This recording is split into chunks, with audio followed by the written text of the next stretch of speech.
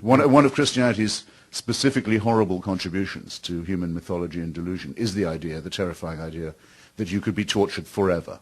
Horrible by what standard?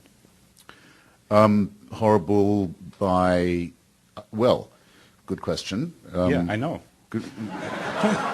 No, but horrible, well, shall I say, let me ask you, anyone here who doesn't think it's a horrible idea to put up their hand? So it doesn't seem to require much explanation, does it, as a horrible idea? Well, What do you feel you need a standard to keep your hand down at the moment?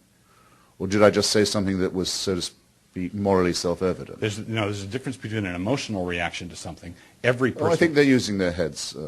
No, there's a difference between an emotional reaction, which all of us have. Everybody with natural affection thinks it's a terrible idea to think of people perishing eternally. That's not the issue. The issue is, how do you give an accounting of what is good and what is bad? When you say, if the universe is, on your accounting, time and chance acting on matter, if all the universe is matter in motion, what do you mean, horrible? What do you mean by horrible idea?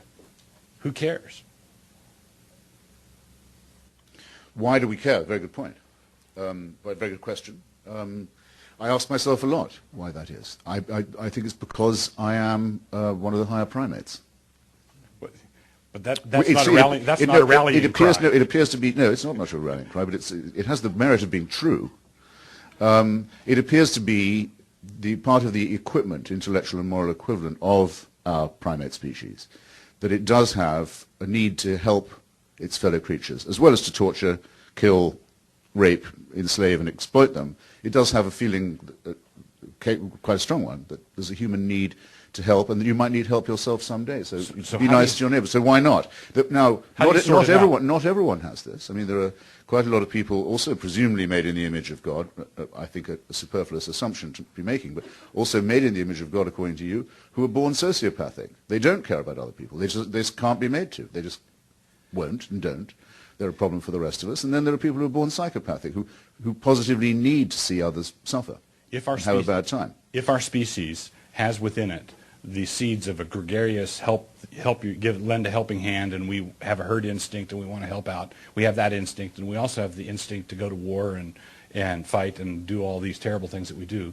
I've got instinct A and instinct B. What is it that tells you which one is right? Same as you, I would say. God? No. No, you knew all that before you'd ever read the Bible. Well, I knew all that. You knew all that before anyone ever introduced you to Christianity. Yeah, don't tell me you didn't, or I'll have to be seriously alarmed about what you were like as a little boy. Well, that would be good to do. It'd be serious no, come on. It's here's the issue. Of course, I can feel a certain way before I can give an accounting of it. But what I'm asking for is, given your premises, given your assumptions, given what you say the universe is, given all that, how do you give an accounting of which way you go?